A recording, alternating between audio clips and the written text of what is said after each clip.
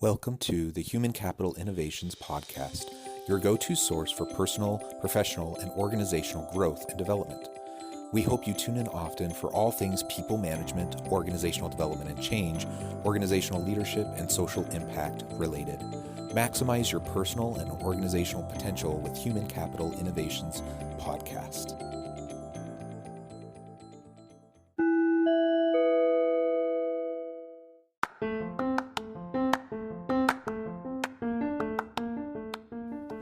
Welcome to the Human Capital Innovations Podcast. In this HCI podcast episode, I talk with Chris Delaney about using AI in the interview process to reduce unconscious bias.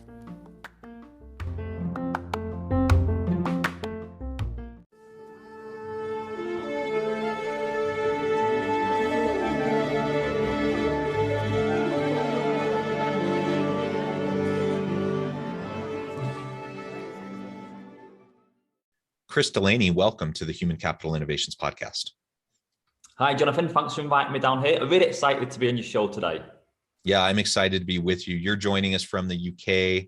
A bit of a time difference evening for you. It's morning here, south of Salt Lake City in Orem, Utah for me. Today, we're going to be focusing on the barriers in doing a successful job interview, some of the unconscious bias effects that influence the way we make decisions, and really how we can go about doing interviewing in a more fair and equitable way. And one of the tools to be able to do that, something that's been new on the scene the last few years, is using AI to help with the interviewing process and how we're evaluating applicants. So today we're going to be focusing on AI interviews and the unconscious bias effect.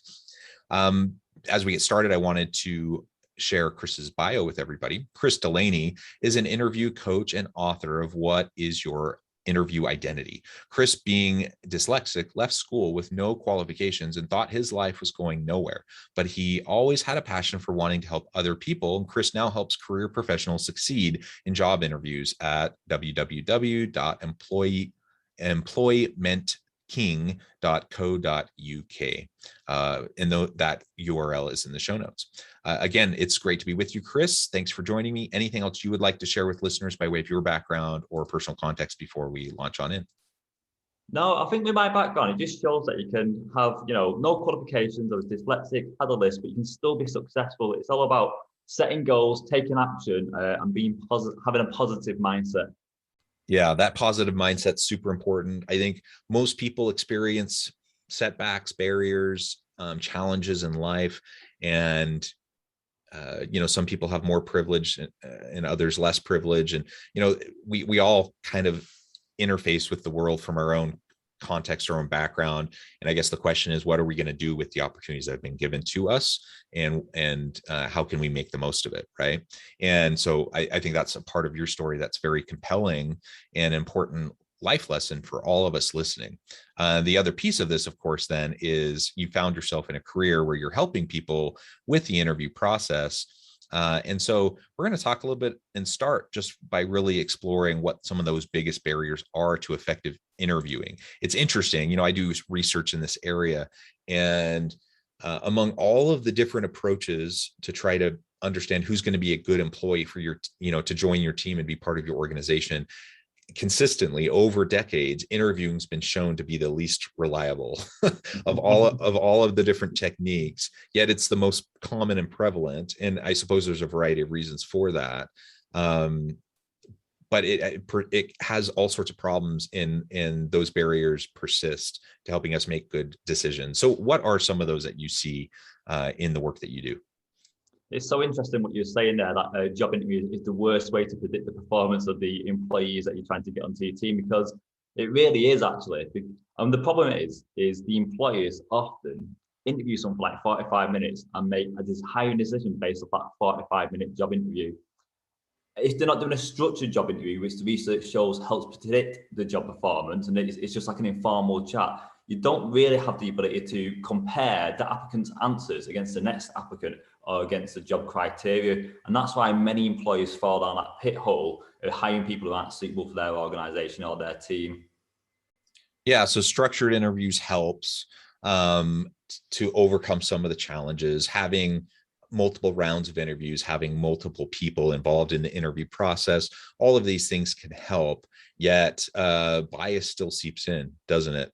I've been involved in so many hiring committees and interview.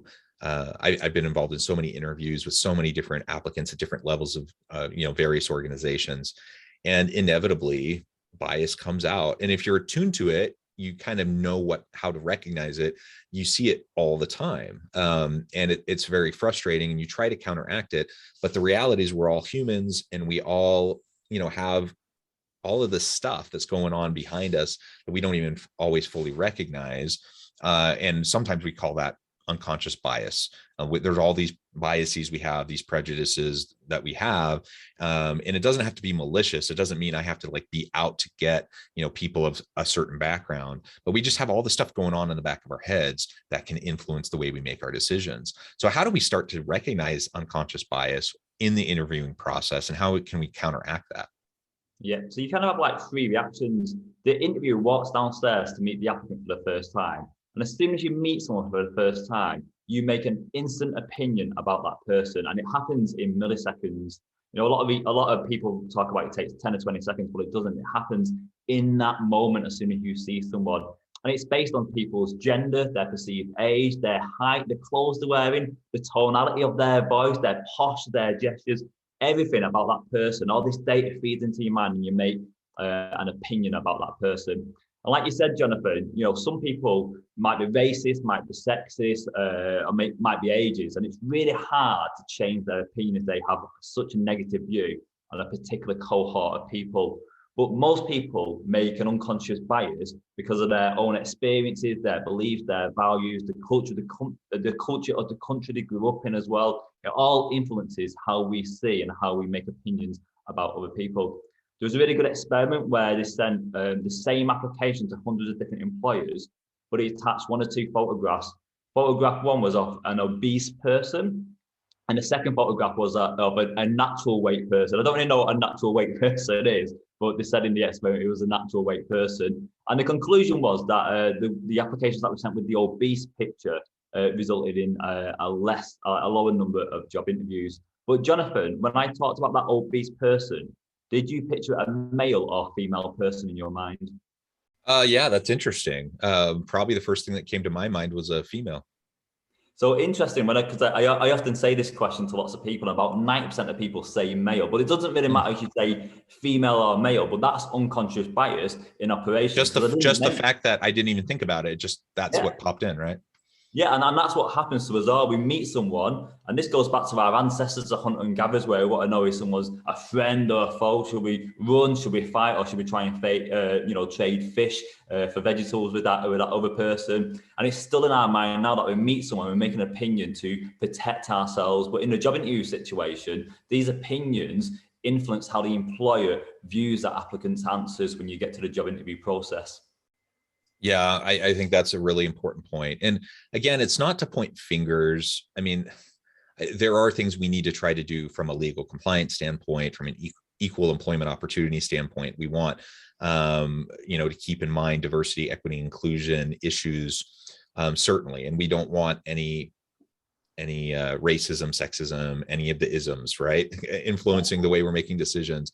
But it's not about pointing fingers. And I think most of the time when we see these types of things emerge, it isn't like overt racism. It really is just these unconscious biases that subtly influence a lot of the way we view the world and the way that we make decisions and go through an interviewing process. And it doesn't have to be racism or sexism or homophobia or any of those things. I mean, there's just so many different ways that these little biases impact us. I did a study a number of years ago using eye tracking technology and EEG scanning of the brain to look at, for example, body art. So individuals that had visible tattoos or piercings, more than just like, a simple ear piercing, but like multiple piercings, those sorts of things. And you look at one version, there'd be a resume and a picture of the applicant. one version with body art, one version without body art. And like you said, it wasn't a matter of like 10 seconds that people make their judgment. It's milliseconds. People make their judgment immediately. And the eye tracking software would allow us to see exactly what drew their attention. And of course, it was the body art. And so, when people are in those situations, they're not even thinking about it, but something that doesn't really matter in terms of someone's knowledge, skills, abilities, capabilities, and ability to, do a good job at work, instead of them being evaluated on those things, they're evaluated on whether they have a visible tattoo or they have a gauge in their ear or a nose piercing or whatever. And those things don't matter. So if that's what happens when we're just doing something like body art, how much more can it happen when you're talking about gender or about race, about those sorts of things? And so we just need to be aware that those challenges are there, that we have to try to overcome them.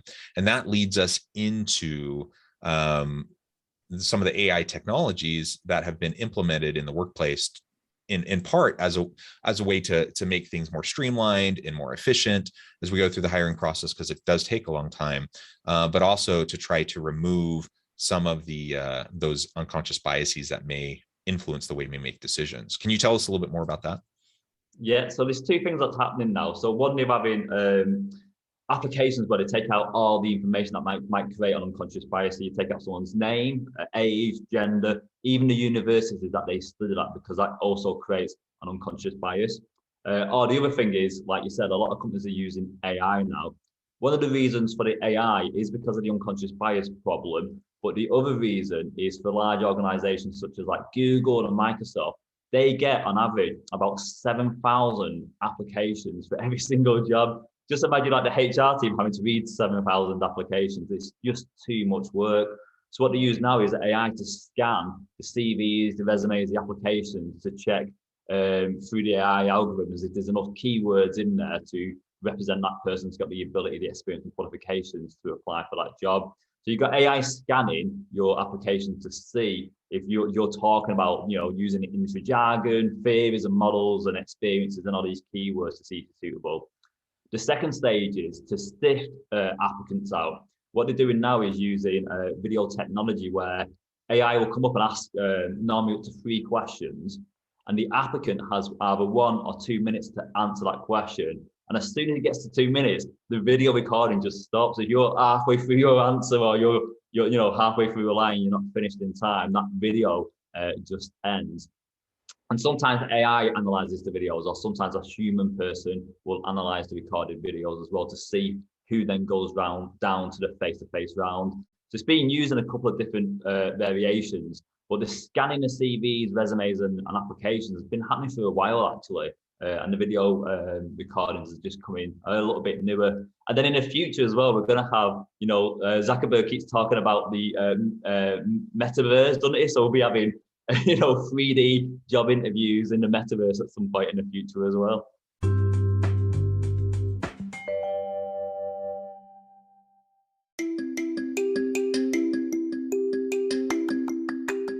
I'm excited to announce the publication of my new book from HCI Press, Bluer Than Indigo Leadership, The Journey of Becoming a Truly Remarkable Leader.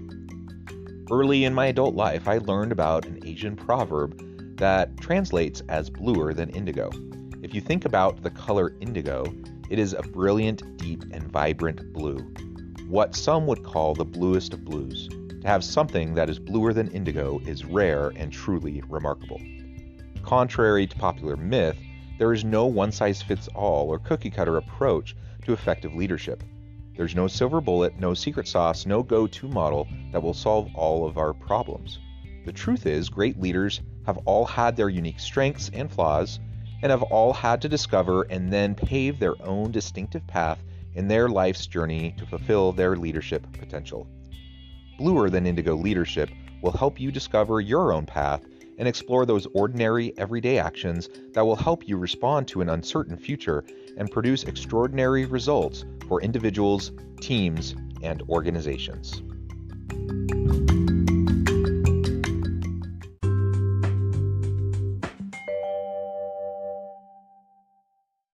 Yeah, it's kind of crazy to think about all of these these disruptive technologies and the advancements. And of course, each of these have their own pros and cons and strengths and weaknesses. And I think about the AI use in video interviewing or in scanning resumes. And there really are, a lot of efficiencies there. And if the AI is trained well, it really can kind of equalize the process, right? So that you're not having my bias influence my decisions or another hiring managers or whatever. Like there's a baseline, right? And everyone's kind of getting evaluated by the same thing. The challenge is, how do you train the AI, right? How do you make sure that there aren't biases embedded into the AI itself? And that's been a big issue. Like there's been a lot of research around this, showing that, certainly unintentionally, but the AI can only do what it's trained to do. It can only put out results based on the inputs, right? And so if you have biased hiring practices in the history of your company, and then you feed all of that into the AI to show the AI what it needs to look for, lo and behold, what are you going to find? It's going to spit out more biased decisions. And so we have to be very careful about that. And that's why we need to have oversight. That's why we need to make sure that there are people who are also reviewing the videos, who are doing quality control, who are also scanning the resumes to spot check the AI to make sure that there aren't these sorts of diversity issues that arise based on the way the AI has been trained.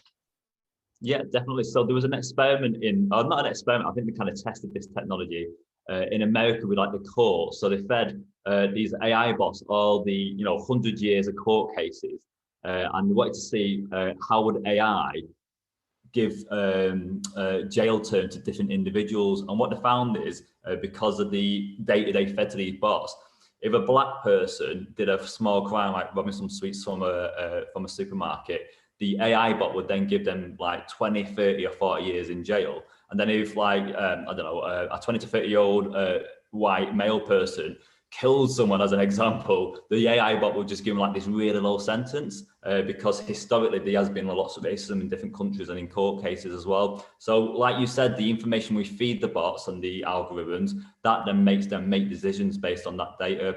And I think that's why companies at the moment are kind of using it at the smaller end, where they're just getting to do the videos, to do the scanning of the keywords. I see it a little bit with the scanning, a bit like Google. You put a question in and Google scans all these websites and then comes up with the best search. It's kind of like that, isn't it? You want A, B, and C criteria for this position. The bot scans all these resumes and then it gives you, 10 people to interview. And it's the same with the voice recognition on the videos. It's just scanning what you're saying, basically, and then seeing if you've got the job criteria. Yeah, and it's interesting too. Another piece of this, I mean, there's the diversity piece in terms of unconscious bias, the diversity, equity, inclusion elements. But it's also interesting for me to think about, as we move into the future of work, we see more and more people kind of shifting jobs, shifting companies, shifting careers, and we're interested in finding transferable skill sets, right? And so my question is, how do we train AI who are scanning resumes, for example, to look for the diamond in the rough, who may not have all the buzz terms of like someone who's been embedded in that industry, but has actually all the knowledge, skills, and abilities, and even really relevant experience? It's just atypical. It's not what you would normally see in that kind of a job search. How do we, and that is one of those human elements that it seems hard to replicate with the technology. How do we get there? Yeah, but with situational job interviews, you either get asked behavioural job interviews. So tell me a time when you did this, tell me a time when you did Y. Where situational job interview questions, give me an example of doing this, or tell me what you would do in this situation. So with the robots, it'd be dead easy for them with behavioural job interview questions to kind of scan your answers and go, we need you to do A, B, and C, so that works out. If you're recruiting someone who's come from a completely different job sector, who's then entering your job sector, they'll have all these like innovative, creative ideas, and their answer won't have the key terms that the robot will be searching for, but their answer might give you like really good solutions to industry problems, because it's fresh eyes, a new perspective, and an innovative way of looking at that same old problem.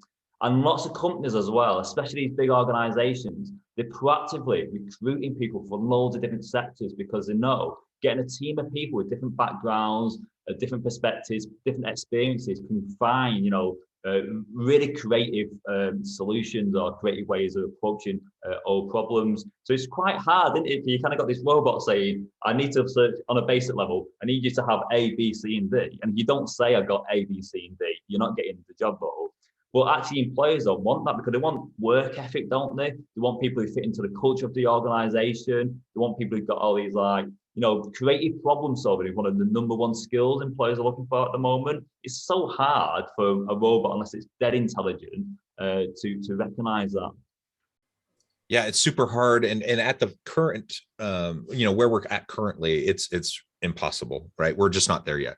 Perhaps we can get to the point where we can make the AI so sophisticated that it can find those things. But right now we can't. And so that just speaks again to having a balance between the AI and the human component, and making sure that we have a way to look at and spot check and really understand the nature of what we're dealing with the applicants that we may have, so that we don't lose out on someone who could be really amazing, really awesome, and not exclude them from the pool just because, they don't have they don't check some specific box that we say is important. But that also speaks to the need to ask the right kinds of questions in interviews. So have a good interview with the right types of questions. It also speaks to the need, whether you're using AI or not, to actually have the right KSAs listed in your job description. So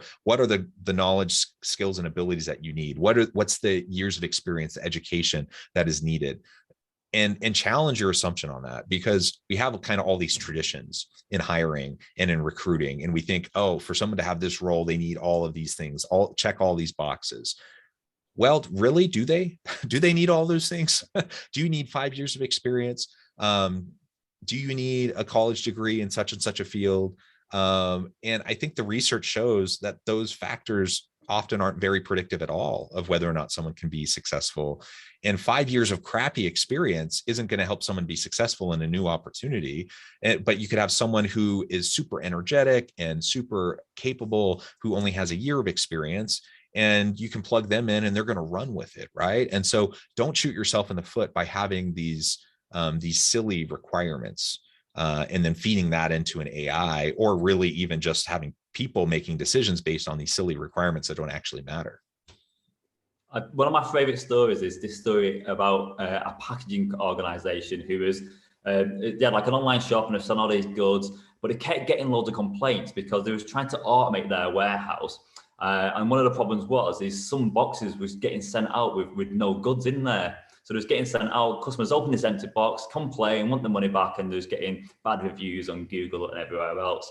So all the senior executives, all the senior managers, all these like really high paid individuals got around the boardroom, was trying to like work out these ideas, tested things, wanted to put millions of pounds of money into like different technology. And they're like, this problem was going to cost them so much money to solve. In the meantime, they realized that over the last couple of months, when they've been trying to solve this problem, the number of customers complaining had gone down. And I thought, what's happened? Like, how's this problem naturally solved itself? So they went down to the warehouse where this warehouse worker on minimum wage had solved the problem. Because he's also recognized this problem in the company because everyone was talking about it. What he did is at the end of the conveyor belt where the boxes were going into the trolleys to be dispatched, he put a pair of scales on and he just watched the scales. And if the scales had a low weight on there, he took the box out and double checked it. If the scales had the right weight on there, the box went out. It cost him 99p to buy those scales. Yeah, I've heard similar stories, within a production facility or distribution facilities or a factory or whatever. Like oftentimes it's those people on the line who have the best insights, and we don't often tap into those. And so we need to make sure that we're talking to the right people, that we're getting the right inputs, that we're understanding what actually matters in one's ability to do the job effectively, and then focus on those things. And don't focus on all the other stuff that just doesn't really matter. Even if tradition says, we need 10 years of senior executive experience for blah, blah, blah role, question that, challenge that, and really think about what is most important. It also is an issue with diversity, equity, and inclusion, because we know, for example, that men will tend to apply for a position if they only have 45 to 50% of the required elements in the job description, but women will only apply if they have 90+%, if they feel like they meet all of those requirements. And so we are going to, if we're having all this long checklist of all these things that don't actually matter, men on average will say that doesn't really matter, I'm going to apply anyways, and women often won't. So then we're going to end up with more men in leadership positions, fewer women, and that perpetuates all these gender inequities in the workplace and in leadership, which has its own range of problems. So again, we just need to make sure we're focusing on the right things. Well, Chris, it has been a real pleasure talking with you. I'm noting the time and I need to let you go soon. But before we close, I wanted to give you a chance to share with listeners how they can get connected with you, find out more about your work, and then give us a final word on the topic for today. Yeah, great. So my name's Chris Delaney. I'm an interview coach at employmentking.co.uk. And my latest book is What is Your Interview Identity, which really helps career professionals pass job interviews. And the final thing I wanted to say is the 3 rules of a successful job interview is: 1, identify the job criteria; 2, be a self-promoter; and 3, communicate with confidence. Do those 3 things, you'll generally pass a high number of job interviews. Yeah, well said. Thank you, Chris. It has been a pleasure. I encourage listeners to reach out, to get connected, check out the website, check out Chris and his work and what his team can do for you. And as always, I hope everyone can stay healthy and safe, that you can find meaning and purpose at work each and every day. And I hope you all have a great week.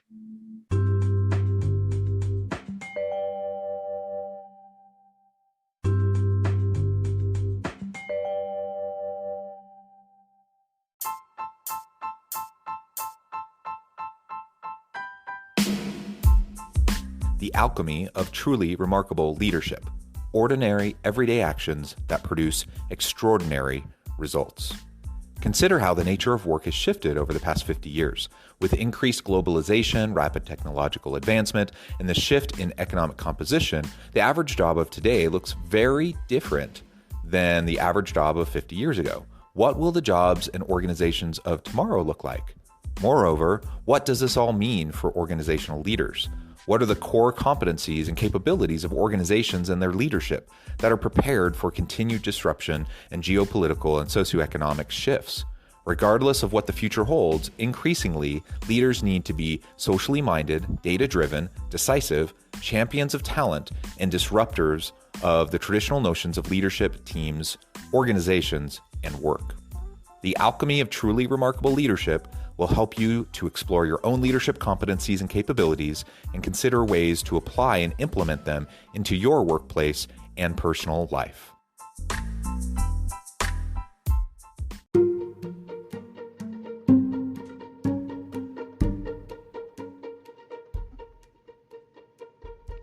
Check out Human Capital Innovations magazine, Human Capital Leadership. Human Capital Leadership is a free, interactive e-magazine with the mission to help individuals, leaders, and organizations find innovative approaches to maximize their human capital potential. We publish issues quarterly in August, November, February, and May. Take a look at the latest issue and let us know what you think.